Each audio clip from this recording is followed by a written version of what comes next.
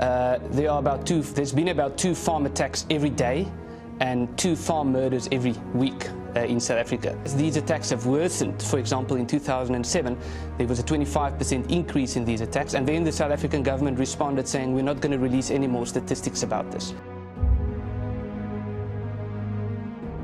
And whoever gave him that information was completely wrong. There are no killings of farmers or white farmers in South Africa. There's no land grab in South Africa. With regards to South African white farmers, I think 2 of them perhaps might have been killed in some instance. There's been about 2 farm attacks every day. Donald Trump must leave us alone. So stay out of our issues, and we will not get involved in your issues in America. Yes, Ed, your point or your question, please. Mr. President, my question for you would be, why don't you acknowledge the farm murders? The issue of farm murders is a matter that is of great concern to us. As, of course, the killings of many other people, including the women in our country. Anybody who is killed, who is murdered, is a great concern to all of us. One is deeply, deeply concerned about all the people who are killed in our country.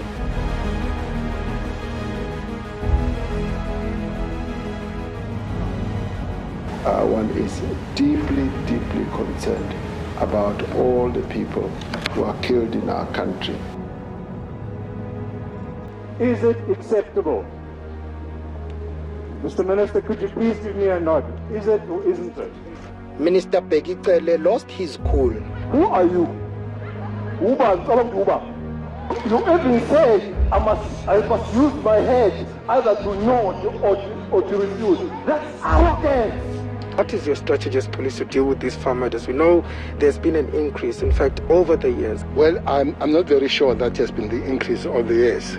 They've been going down. Agri-SA Director for Rural Safety, Cobus Visser, joins me now live. You'd indicated that in the previous financial year, there were 49 murders in 46 incidents. Are we seeing an increase in farm attacks? And when looking at a survey done in 2018 by the Institute of Security Studies, they found that farm attacks and farm murders have increased. We also saw in June an increase in farm attacks during that period just after the lockdown. Several thousand bikers from across the country, various provinces that have come to the seat of government to deliver a very strong message that people are sick and tired of farm murders and racism.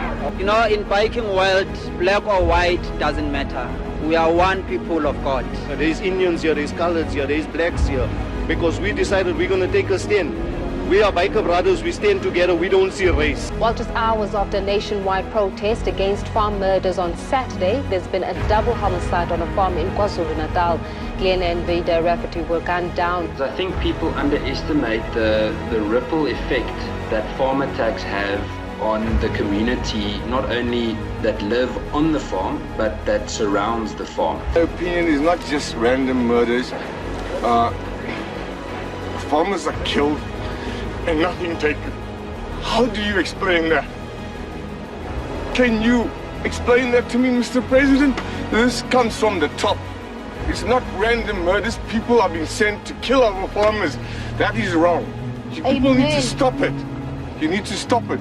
Amen. We will end up like the rest of Africa. We will end up like Zimbabwe. Time has come now for you to stop this. So there was a time during the lockdown when there was virtually no farm attacks or farm murders. And then in about June, it started skyrocketing dramatically in the sense that the last few months there have been more farm attacks and farm murders per month than in the same months last year. Brendin was a farm manager in Paul Rue in the Free State, and last week he was found stabbed and tied to a pole. His father and a colleague found his body tied to a pole in an open space at the farm last week Friday. He had injuries to his head and his face, and he was tied around with a rope around his neck to a pole. So what you essentially have is a young man of 21 stabbed to death and tied to a pole in the middle of a farm.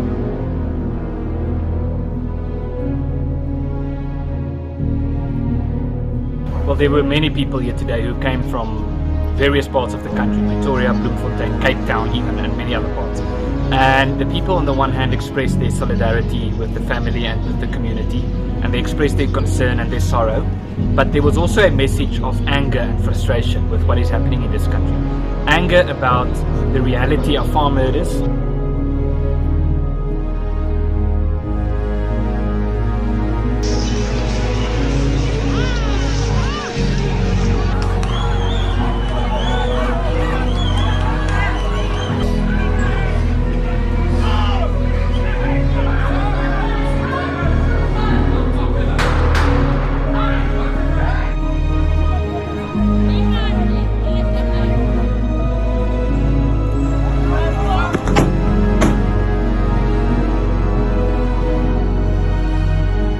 Heavily armed farmers shot at the police. Bullshit! Utter bullshit! Ek was daar. A lot of the leader groups were there. There are thousands of witnesses. It is the police. It was never a farmer. Police fired a warning shot to disperse the crowd. It's not receiving national focus because President Ramaphosa, when he was asked about this on an international platform, his exact words were, there is no killing of farmers or white farmers in South Africa. There are no killings of farmers or white farmers in South Africa. So he blatantly and actively denied the existence of this problem on an international platform in New York, in the USA. The fact is, this is a very unique crime phenomenon, and it's a crime phenomenon that has unique consequences. And then we have, on top of that, we have a police minister saying that this should not be a priority. That is what the police minister said just 2 weeks ago. Would you say that there's a racial polarization issue? Was it mostly a group of white farmers, or is that not the case? Because it's not all those farmers who were there who were unruly. There were farmers who dispersed quietly and peacefully. Just how polarizing is an event like this? Has the community split along racial lines? But what do you say to the criticism leveled against the Free State police officers tonight, that you treat black protesters with heavy-handedness and you treat white protesters with kid gloves? What do you say specifically to that? Immediately you throw a race line, that's a problem. Immediately you throw a race line, you politicize the whole situation.